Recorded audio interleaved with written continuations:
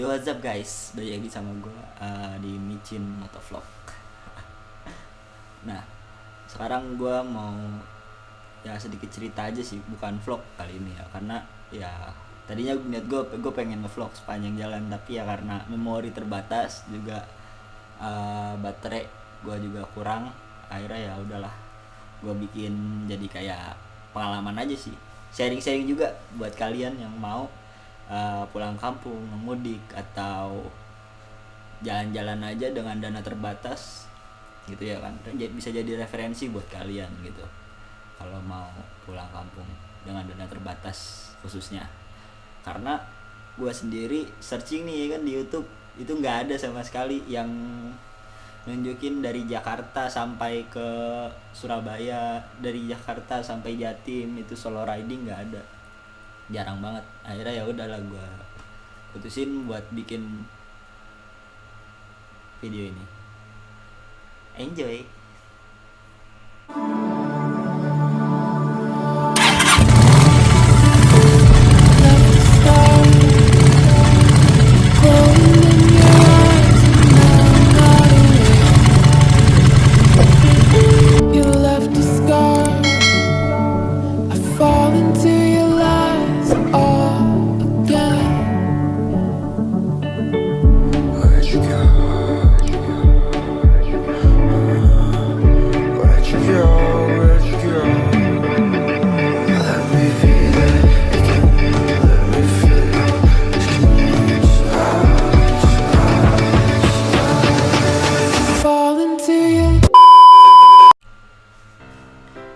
Oke, di sini jadi gue mau ceritain pengalaman gue selama gue solo riding ya, solo touring. Solo touring ini banget dong. Iya, solo touring dari Bekasi ke Surabaya. Jadi sama solo touring ini gue jadi tambahin pengalaman baru. Ditambah lagi, pertama gue belum pernah ada pengalaman touring sama sekali gitu loh. Yang pastinya pertama-tama di segmen ini gue mau ceritain tentang hal-hal apa aja sih yang diperluin buat solo touring. Nah, hal-halnya itu yang pertama, motor lu itu lo harus tahu kondisi motor lu, harus usahain dalam kondisi normal, kondisi yang bagus lah, fit gitu lo. Sebelum berangkat lo pastiin yang intinya tuh ya kayak oli, pertama oli, kedua kanvas rem, kemudian rantai lu juga pastiin sih itu. Kemudian dari safety-nya itu ya kalau gua paling enggak ya pakai apa tuh namanya, gue lupa. Pakai body protector lah ya lo bisa cek di toko online tuh, harganya sekitaran 50.000 juga ada gitu. Kemudian gue pakai ini, bukan review ya, gue pakai protektor buat deker sini masukkan, salah ya, jadinya protektor deker sama lah anjir, deker buat di bagian lutut sama siku. Ini lo bisa dapetin ya, kemarin gue beli sih sekitaran 60.000-an lah di tokonya nih. Kalau lo mau beli bisa cek di link di deskripsi ya. Nah, itu kemudian ya untuk perbekalan, kalau lu mau ngirit sih ngiritnya gitu loh ya, lu bisa mampirnya ke warteg aja. Warteg atau warung makan kecil lah, jangan ke rumah makan gitu, mahal ntar ya. Nah, untuk bensin gue selama di jalan itu tuh isi, kalau pakai Supra itu cuma totalin 150 sih, 50 ribunya lagi buat makan, buat minum, sama rokok.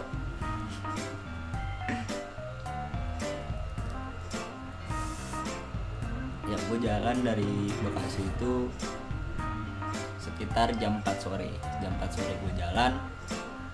Pertama kali gue berhenti itu di Pamanukan, itu sekitar jam 7 malam. Nah, jam 7 malam gue udah di Pamanukan. cuma ngopi aja sih, istirahat ngopi dan sekaligus dinginin mesin motor lu, karena ketika lu sedang dalam perjalanan jauh supaya menghindari trouble atau bermasalah dengan motor lu yang menyebabkan bisa biaya lu jadi melonjak gitu loh. Itu tuh ya lu paling enggak sering-sering istirahatin motor lu lah gitu, karena sama kayak lu, motor lu juga butuh istirahat. Itu pertama sih. Kemudian gue jalan karena dapat info juga bahwa di Indramayu itu rawan gitu ya kan, gue lanjutin perjalanan gue buat ngejar waktu. Dan kemudian sebelum masuk Indramayu tuh gue ketemu sama orang Cikarang juga yang gue nggak tahu namanya, gue cuma kenalan di jalan doang aja sih ya kan. Dia ngelaksonin gue, kemudian gue sempat ngikut sama dia, gue cerita sambil jalan gitu. Dan ya intinya kalau salah satu informasi aja sih ya, kalau lu mau lewat Indramayu itu tuh jangan di atas jam 10 malam, karena itu tuh udah bahaya banget gitu.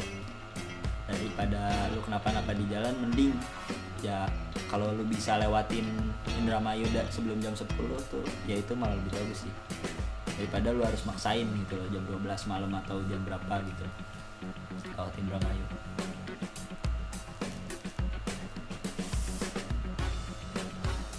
Setelah lewat Indramayu gue berhenti di rumah makan gitu, rumah makan Lamongan yang namanya mungkin gue bingung nyebutnya gimana, karena gue nggak terlalu ngeh gitu loh buat nyebutin nama tempat makannya. Intinya ya rumah makan kecil sih ya kan. Pengeluaran gue kos di situ cuma 25.000, gue beli makan tuh nasi sama minumnya es teh, itu udah puas banget sih.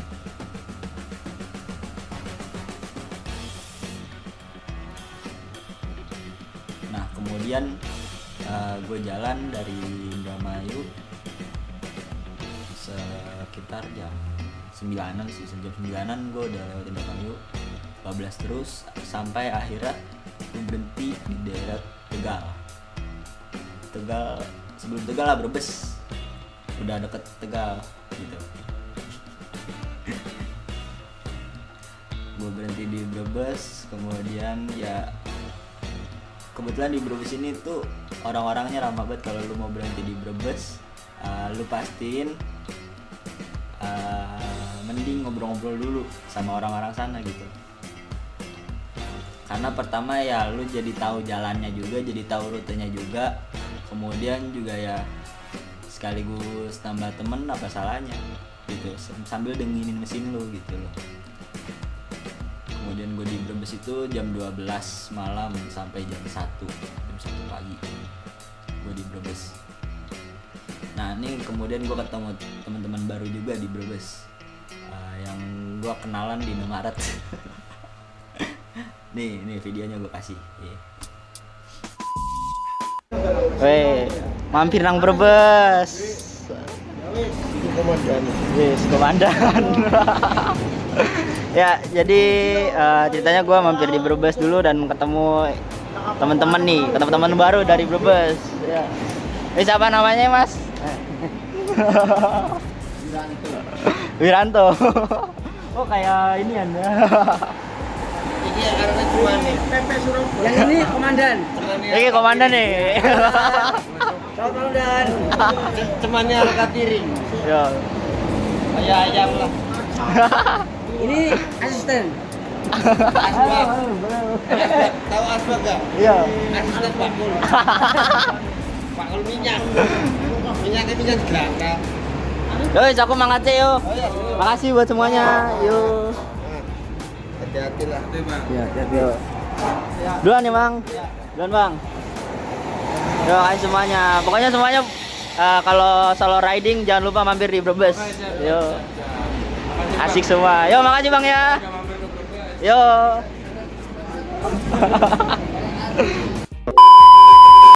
Nah, gue setelah dari Brebes ini, gue jalan tuh jam 1 pagi. Gue jalan langsung pur ke daerah sampai daerah mana nih, berhenti lagi sampai daerah Demak. Itu gue berhenti pur, bener-bener gue gaspol terus lah. Itu gue sampai Demak itu tuh sekitaran udah mau pagi sih, udah pagi jatuhnya setengah enam. Gue nyampe Demak, gue istirahat di situ, makan lagi gitu ya kan.